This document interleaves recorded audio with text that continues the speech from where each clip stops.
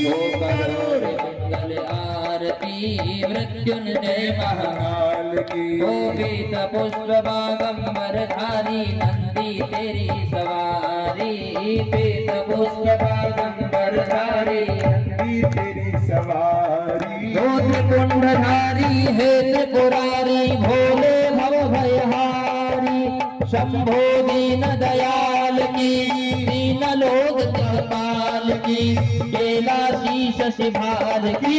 करोड़ मंगल आरती मृत्युंजय महाकाल की। ओ करोड़ मंगल आरती मृत्युंजय महाकाल की। ओ डमरू बाजे डम डम डम डम नाचे शंकर भोला, डमरू बाजे डम डम डम डम नाचे शंकर भोला। ओ बम भोले शिव बम चढ़ा भांगता भोला। जय जय हृदय विशाल की आशुतोष प्रतिपाल की, नैना धक धक ज्वाल की।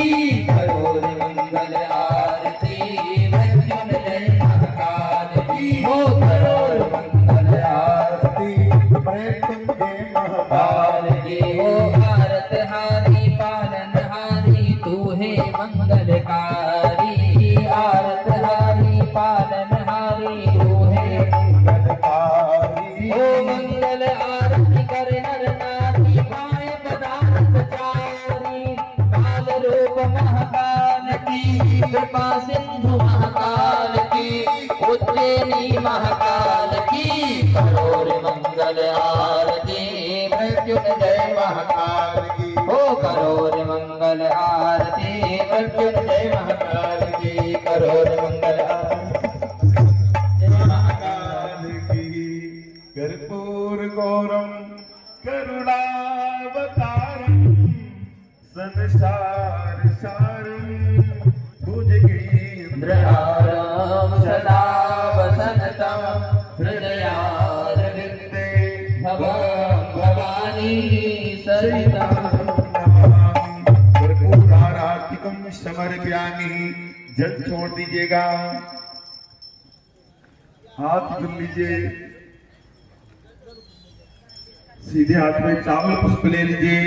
हरिं ओम जगनेन जगमे दंतदेवास्तानि धर्माणि प्रमाण्यासन्नादेहनाकं महिमानः सर्ववेदाध्याः सत्यदेवाः। ओम तद्वृषाय विद्महे महादेवाय धीमहि तन्नो रुद्रः प्रचोदयात्। आकाशगन्ध पुष्पाणि विभक्ता ग्रहाणा परमेश्वर देवोक्त चरणोत्तमंत्र पुष्पांजलिं समर्पयामि। प्रदक्षिणा कर लीजिए। यानि कानि च पापानि धर्माकृतानि दानानि सर्वाणि नश्यन्तो कृष्णाय पदे पदे।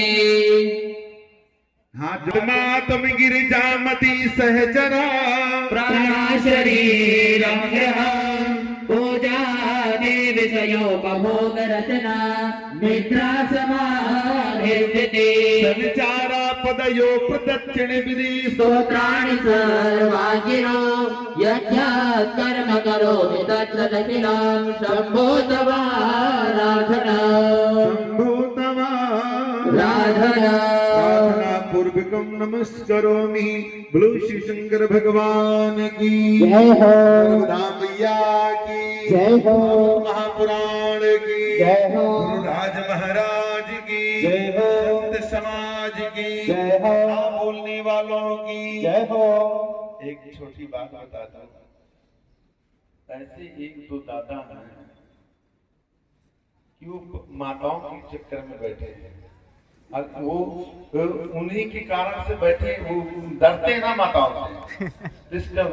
और मैं एक बात बता दूं, कल आप लोगों ने पूज्य गुरुदेव जी के मुखारबिंद से कथा सुनी थी कि भगवान की कथा में कल आज की राज्य का कल गोवर्धन पूजन चल रही थी। गोवर्धन पूजन में मैंने एक छोटी सी घटना मुझे याद है और किसी संत के मुख से सुनी थी, जो वास्तव में जो भगवान से जो भक्त, आधे लोग मीरा जी को जानते हैं, आधे लोग नहीं जानते। तो मीरा जी जो कलयुग में चित्तौड़गढ़ की महारानी थी और महारानी होते हुए भगवान की कृष्ण की परम भक्त्या थी। भक्ति ये पूर्व जन्म में मालूम है कौन है, एक ग्वालिन थी हमने कथा सुनी थी कि वृंदावन में जब भगवान 7 वर्ष की उम्र में रहते थे तो एक दोस्त की शादी हो रही थी। पहले छोटे लड़कपन में शादी हो जाती थी, जो 40 साल पहले 50 साल के होंगे, 60 साल के, तो उनके 12-15 साल में शादी हो गई होगी। क्यों दादा, आप कितनी उम्र में शादी हुई थी? हो रहा था शादी। अब जब बारात जानी थी तो भगवान कन्हैया कहने लगे, माँ मैं भी बारात में जाऊंगा, शादी में मैं भी जाऊंगा। माँ ने कहा, बेटा 3 दिन की शादी होती थी पहले। कितने दिन की? अच्छा, कितने लोगों को 3 दिन की शादी हुई है? जिनके हाथ ऊंचे कर दें। और हमारा बाप खाना शादी 3 दिन की। आप कितने दिन की होती है? 12 घंटे की, 8 घंटे की। पहले 3 दिन की शादी हुआ करती थी। जिस समय देखो पैसा मिल गया और एक और पैसा मिले पर बताऊंगा ना, गौतम जी होंगे कहीं सुन लेंगे, नहीं बताऊंगा, नहीं बात। अब जब 3 दिन की तो मैया ने कहा, बेटा तू बहुत छोटा है और 3 दिन की शादी होगी, आप परेशान हो जाओगे। पहले क्या करती, मम्मा की बड़ी अकाल रहती थी, लोगों को कितना बड़ा किसान हो पर साल भर खाने के लिए पूछता नहीं था। इसीलिए हमारे पुराने लोग अन्न का कण, जो कण होता था ना खेत खलियान में, उसको भी भीन लेते थे। अब अन्न का तिरस्कार होता है, इसीलिए कहते हैं बड़े बड़े, अन्न का कण और संत का क्षण कभी व्यर्थ नहीं करना चाहिए। ठीक है ना? तो मैया अनेक प्रकार से यशोदा समझाया, भगवान मान गए। कथा कहती है, तीसरे दिन जब डोली आ रही थी, पहले घोड़ाओं में और डोली में और बैलगाड़ियों में बारात होती थी। जब आ रहे थे, भगवान खेल रहे थे अपने दोस्तों के साथ, तो किसी ने कहा, कन्हैया कन्हैया बारात आ गई, बारात आ गई।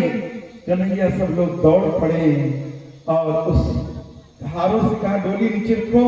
डोली क्योंकि पटेल का छोरा था, हैं, तो रख दिया और कहा, भाभी मुझे अपना चेहरा दिखाओ, तुम कैसी हो भाभी? मीठी मीठी बातें भगवान करने लगे। वो भाभी, वो लाडी जो बहुरिया थी, बहू थी, वो अपना चेहरा नहीं दिखाती। मालूम नहीं क्यों नहीं दिखाती? क्योंकि जब वो बहू विदा हो रही थी बेटी, तो उसकी माँ ने कहा था, बेटी हमने सुना है वृंदावन में एक छोरा है, वो छोरा ऐसा है जिसकी नजर से नजर मिल जाती है उनसे, वो अपना बना लेता है। बेटी आप अपने पिता की लाज रखना, अपने परिवार की लाज रखना, बेटी मेरी लाज रखना। ये कसम खा कि कभी अपना मुख छलिया को मत दिखा देना। बेटी कहती, नहीं माँ मैं ऐसा कदापि नहीं करूंगी, आप कैसी बात करती हैं? वो बेटी सोचने लगी, कहीं छलिया वही तो नहीं आ गया। वो अपना चेहरा नहीं दिखाती। भगवान रोने लगे और कहा, मुझे चेहरा दिखाओ। नहीं दिखाती। भगवान अंतर्यामी ने कहा कि जा, जिस प्रकार मैं चेहरा देखने के लिए अभी ललायत हूं, तो अगले जन्म तू मेरे लिए ललायत रहेगी और दुखित होगी। इतना कहकर भगवान चले गए और वो बहू चली गई। कुछ दिन के बाद दीपावली का त्योहार आता है। ऐसा जब त्योहार आता है तो दीपावली में गोवर्धन पूजा चल रही थी।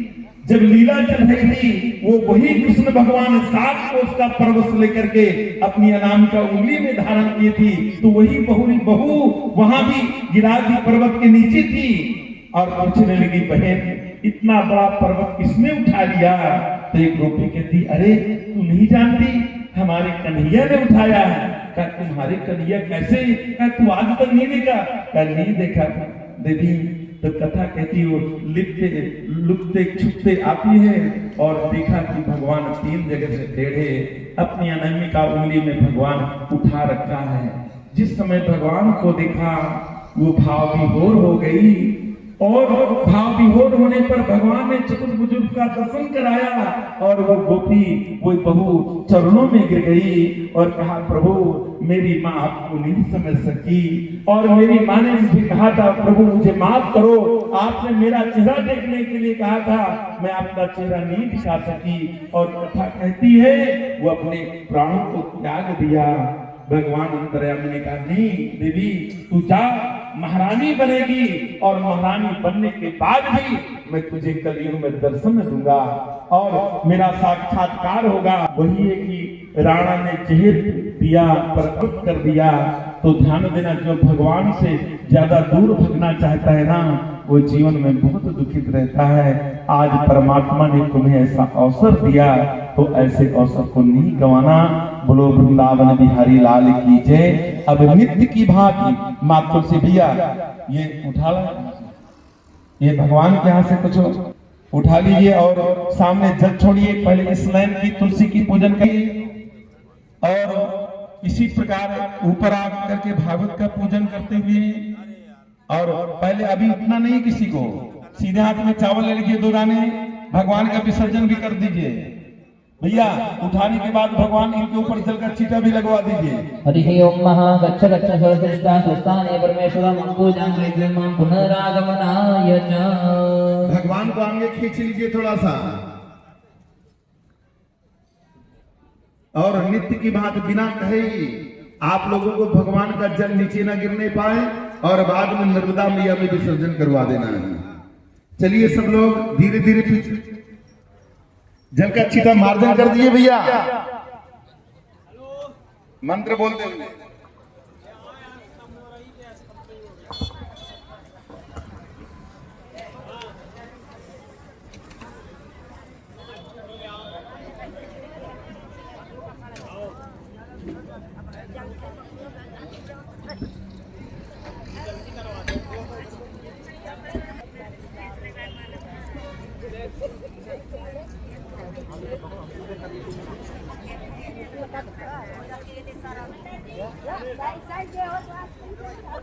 मैं देख रहा हूँ तो अगर पड़ोसी अकेले के लिए तो मैंने वही अकेले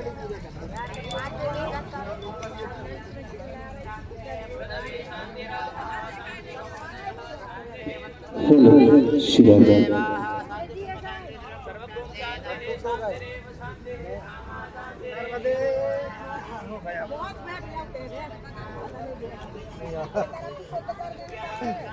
पूरा हो गई की जय।